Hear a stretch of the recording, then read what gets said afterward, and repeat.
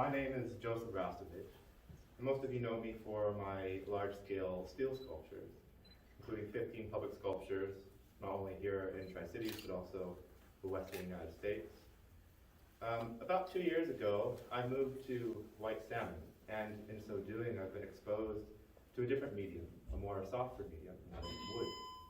And this dichotomy between metal and wood represents my interest in dichotomies in general, which is masculine and feminine, above ground and underground, reception versus transmission, birth and death. But it's particularly where polarities meet, where there's most power, such as where past and future meet is now. And I find that it's rather ironic that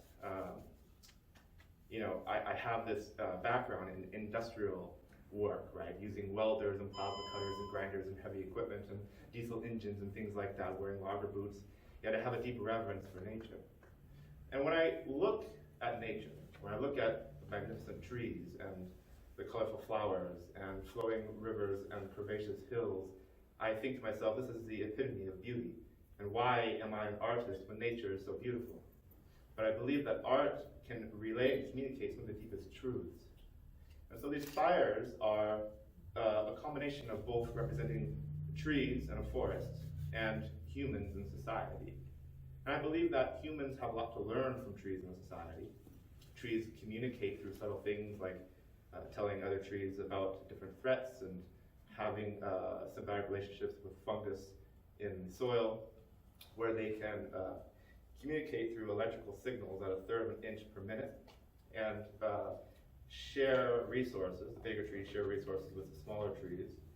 And the thing that the trees know is that they're only as strong as the weakest link in the chain, because when you lose a neighbor, when you lose another tree, even if it's a different species, it exposes the other trees to wind, which can topple them.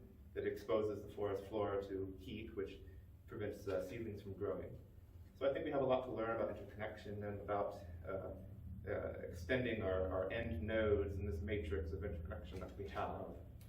And so I want to talk a little bit about my process really quick, which is, I should also put my little thing down.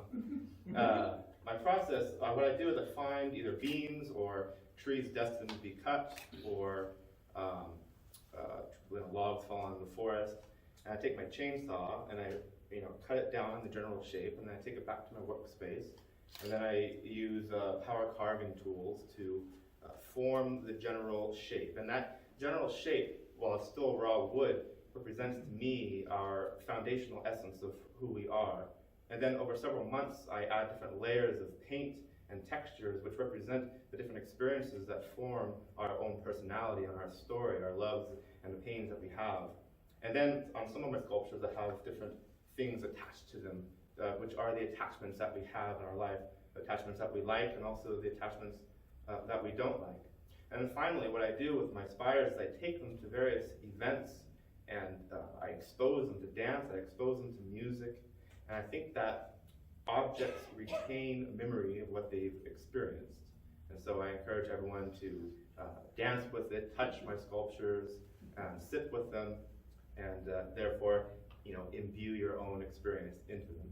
So thank you everyone for being here, and appreciate it. Wow. Thank